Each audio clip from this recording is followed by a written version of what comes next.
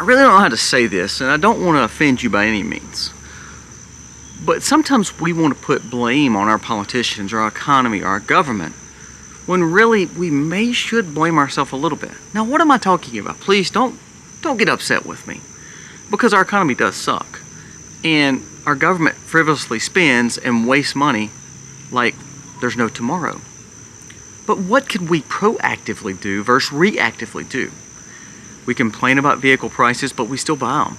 We complain about the grocery prices, but we're not trying to grow food. We complain that our school system is broken and they kind of try to rule over our children, but then we still send them there. Today, let's talk about that. Not to try to upset you, but try to say, you know what, instead of being reactive and looking for the government to fix our problems and then blame them for the problem itself, why don't we start looking at our homes and making our homes better? When we make our homes better, we may solve our own problems. Let's talk about it today.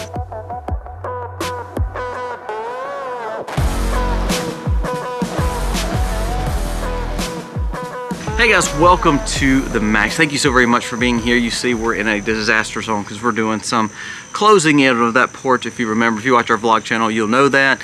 But we are closing it in. Now, the reason I want to bring you to this is that is hideous looking right now because it's disaster zone. Look, I mean, it's like junk everywhere.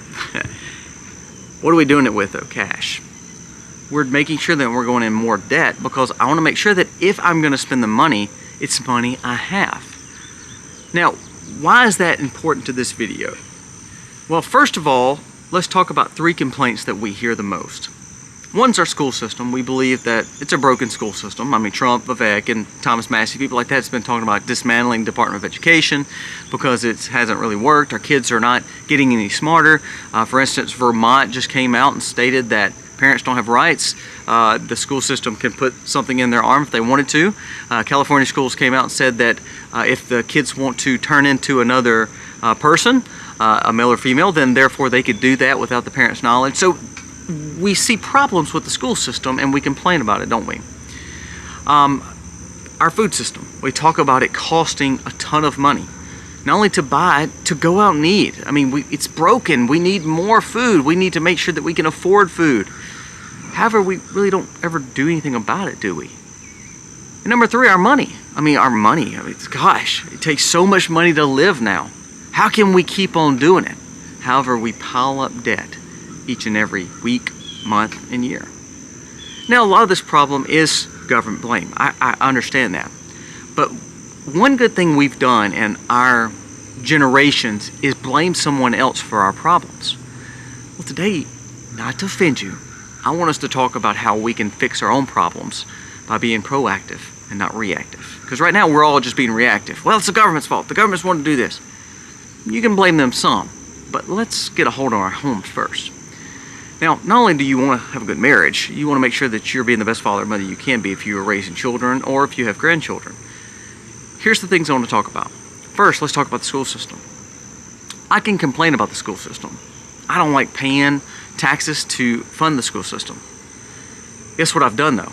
I've proactively taken my kids out of the school system and I homeschool them.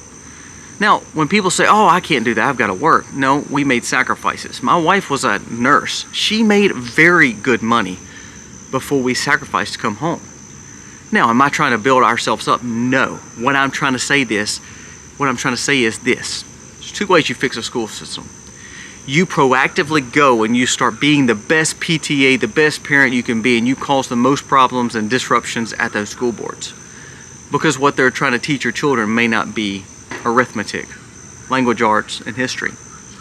If not, then you learn to pull your kids out of the school system and you make the sacrifices to do it.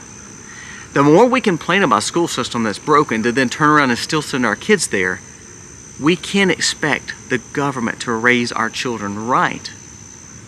Now, before you get mad and say, well, that's easy for you to say, you know how easy it is? It's not easy. I get up at 4 a.m. every morning and run a farm.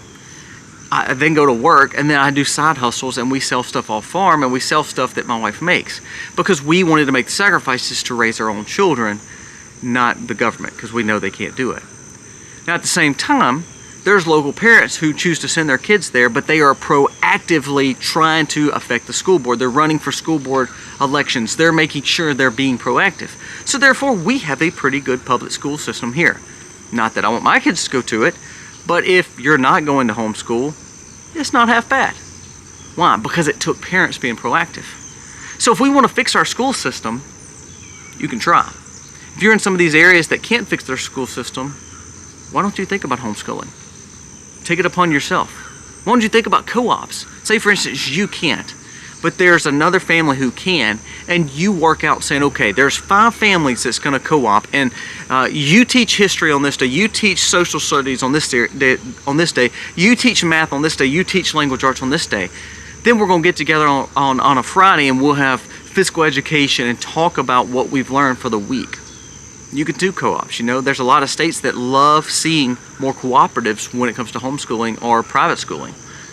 It doesn't cost a lot. Guess what you could do? You could hire a teacher. 10 families paying a little bit every week to a teacher could end up making her more money than she makes in the school system, and then therefore you have been proactively fixing your problem by saying we're going to hire this teacher instead of paying the school system to fix our children or how they believe with indoctrination. Now that's one way.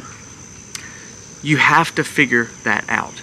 We cannot allow our school systems in this day and time to raise our children, because that is what's causing more problems. They're teaching our children things that we should be teaching them ourselves. Morals, values, and learning true education. When we do that, we build a better child. We build a better human. We build a better future leader. We're not building people who just want the government to provide everything for them or make them stupid because they can't read. When they're graduating 12th grade, they're on a 5th grade reading level. We wonder how that happens. We keep sending them to broken schools. We send kids to broken schools, we're going to have broken individuals when they come back. So that's the first thing. All right, number 2, food. We complain about a food system. We say the government should not be providing all this garbage processed goods, and the FDA and USDA just lets it happen. We shouldn't be eating fast food because it's bad for us. But then we constantly still eat it. We constantly still buy the GMO garbage. We constantly still eat out of boxes. And even though we can't afford the food, we still go to the local restaurant and know it costs too much and know it's not good for us, but we didn't want to cook tonight. Now, there's nothing wrong with grabbing a meal. Hey, for instance, Sunday night, it was a special day. We went and ate as a church. Our group went out and fellowshipped, and don't get me wrong, we don't do that a lot because it costs a lot to do, and that's the next point, but we'll go to that in just a second. Do we go out and eat all the time? No. Why? Because we know it's a broken food system. So how can we fix that?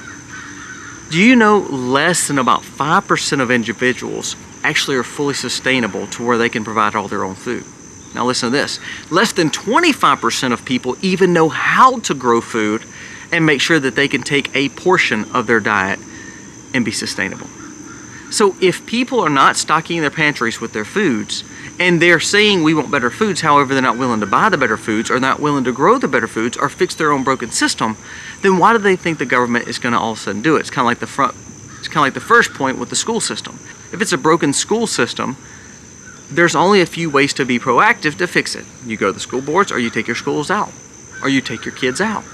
All right? If we have a food system broken, the last thing we want to do is keep supporting it by going to eat fast food garbage or going to Walmart and buying the cheapest, nastiest, most processed food that we can just because the government put a label on it saying it's safe for us. We need to be proactive, not reactive. So proactive means you start growing gardens.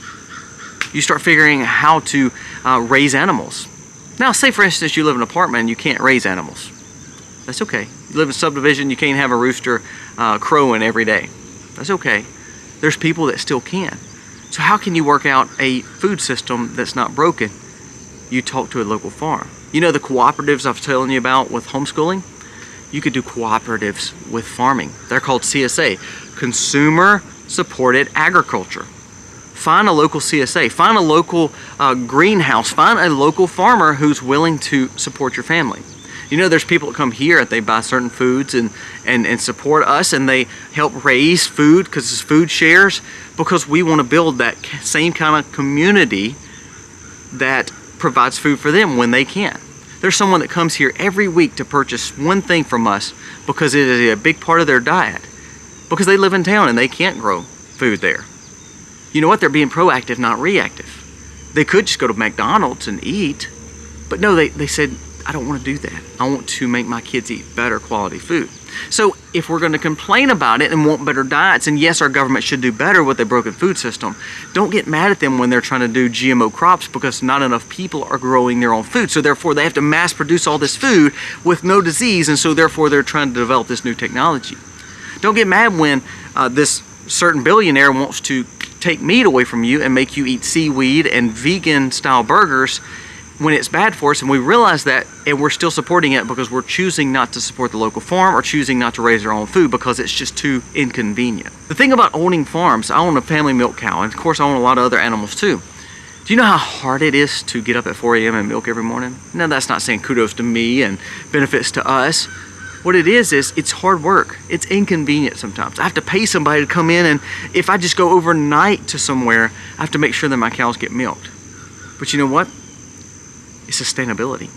That milk provides butter, which is a fat source. That milk also provides cheese, which is a way that I can get food and make it last longer. That milk provides a lot of good things for a base meal for a lot of good homemade foods that's good quality for me. We can also break down the whey and freeze dry it, and now we've got protein that will last shelf stable for years. Why do we do that? Because we know there's a broken food system and we want to fix it for ourselves.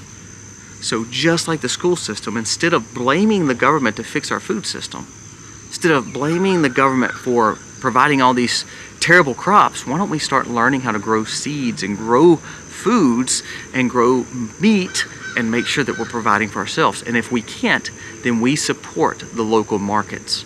We support the local farmers. Not only are we getting a better diet, we're also supporting locally, and we're building our own local economy.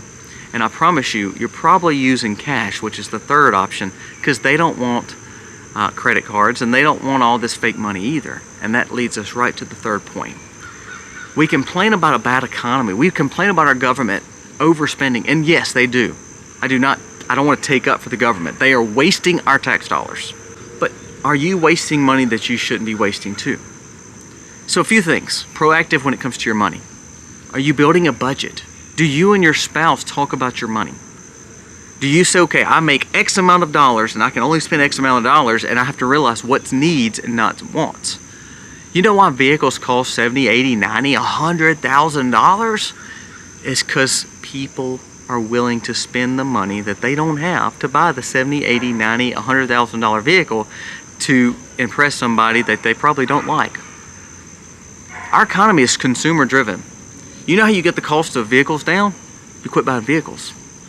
You know how you get the cost of homes down? Because right now, even though the interest rate is crazy high, which typically drops the housing market, even though it costs so much to build a home right now, so typically with the interest rates higher and people borrowing money, they won't keep those prices high and lumber high because no one's building. Well, guess what? People are still going in massive loads of debt to buy homes they can't afford, and massive loads of debt to build this quote-unquote dream home, when it's really not the time to do it, because they're going in piles of debt to pay for a home that ultimately they're upside down in as soon as they build it. You know what? Stop that. Quit building a home right now. I have a family member that sold a home, and it was a beautiful home, but they need bigger, and I understand that. And I told them, rent. Now they were like, why are we throwing away money? And I would have been one of those people that said, you're throwing away money on rent. But then as I told him, I said, do you realize the cost right now? The interest rates, the inflation on lumber, the fact of what the builder's going to charge you now because he can't find workers, so he's having to overpay those workers. If you build a home right now, what you're saying is, I love spending extra money to build this home.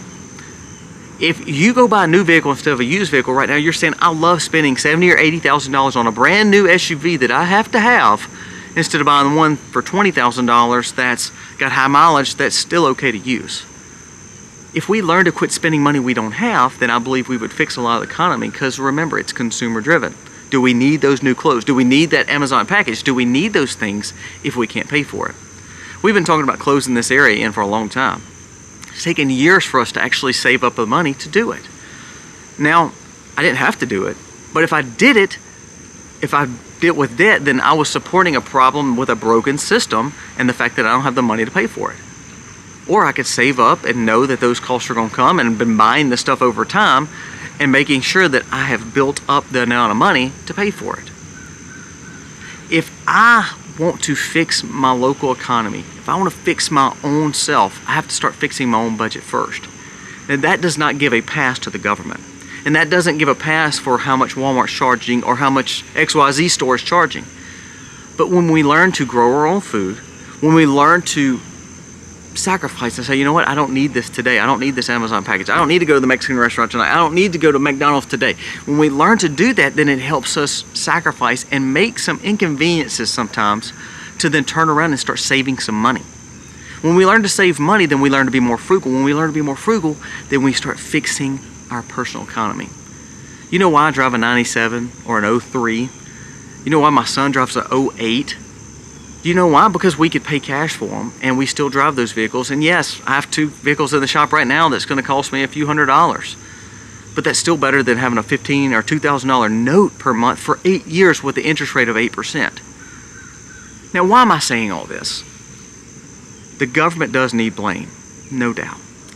But until we understand that we need to be proactive with our children to fix the education system, till we realize that we can fix our food system by learning how to grow some food or support a local farmer that does, until we learn to quit spending money we don't have on credit cards and start using cash again and start making sure that when the cash is gone, we just can't buy anymore, then we're going to keep having a broken system. That does not give the government a pass. You still work on trying to elect the people like the Thomas Masseys or, the Rand Pauls. You start wanting people to do deregulation for sure when you support your local governments. I want to support Trump because he wants to deregulate certain things versus Kamala. That doesn't give them a pass. But what it does do is say, I don't look to the government to always fix my problems. That's what our generations have done. From Gen X to millennials to Gen Z, we want to say, well, the government's, it's their fault, so the reason I don't have any money is their fault. If we keep saying that and keep blaming them, therefore we look for them to the answer. If the problem is something that we say the government caused, then we're going to look to them for the solution. So just like I just said, not that I give them a pass, but if we look for them to cause the problem, then we look for them to be the solution. That's exactly what they want. When times are bad and we look to the government to solve our problems, FEMA, we look for them to give us a stimulus, if we look to them to always provide for us, then we are basically building this communistic, socialistic problem, and we're the blame for it. If we look for them to teach our children, we're the blame for it. When we look for them to feed us, we're the blame for it when it's bad food. When we look for them to provide ways of avenues of spending money, and they tell you to keep spending money on credit cards because it's good for you and lower the interest rate to make you feel better about your debt, it's our fault. We shouldn't do it. Please, I'm not trying to blame you for the problems of our government spending way too much money or giving bad advice to our children or trying to, fix a broken food system and they're not doing it by giving you mass crops that are bad for you or processed garbage. What I'm saying is we have to quit looking to them to solve all our problems and start looking at our homes to be the solution to a lot of the problems that we have. Let's take responsibility and let's try to do better. The whole point of the video is this. Yes, the government deserves some responsibility of a bad economy, of a bad situation, of bad education. But the way to solve it sometimes, we can do it ourselves. Independence, freedom, and liberty. Take your kids out of these schools or try to fix the school that's there. If you can't fix it, homeschool or co-op. Start growing some food. If you can't grow it, find a farmer who is growing it and support them. I don't cut my own hay, but I'm eating my hay guy today because I want to make sure that I have food for the winter for my cattle. So I'm supporting a local farmer. I'm also not having to go in debts to grab my own equipment to cut hay. So our economy is still going and my animals are still eating and he is getting more money because we're building it locally. And guess what, money? I'm not building anything unless I have the money to pay for it. I'm not buying anything unless I have the money to pay for it. I'm not going out and eat 4 times a week when I can cook at home and save money. Learn to be the solution to the problem. Learn to be proactive, not reactive. I want you to be better because you're trying to be better, not because the government is telling you to be better or they're trying to help you get out of a hole. It's not just Biden's fault. It's not just Trump's fault. It's not just Obama's fault. It's not just Bush's fault. It's our fault because we put wants over needs sometimes, and we spend money we don't have, and we look to the government or look for other people to provide food for us, like Walmart, instead of growing it ourselves. Be proactive. Guys, thank you so much for watching. I hope I didn't upset you more today than you probably already are with this crazy world that we live in. But I want you to be the solution to a lot of the problems that we have. And when we become solutions, when our families are better, the communities are better, our states are better, our nation will be better. We'll start a revival. Guys, thank you so much for watching.